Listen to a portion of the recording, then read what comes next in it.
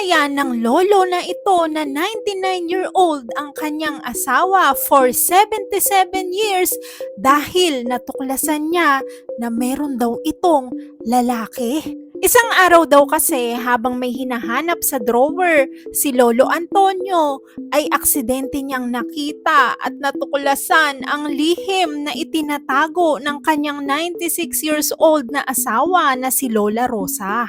Agad-agad niyang kinompronta yung asawa niya doon sa nakita niyang mga love letters sa drawer.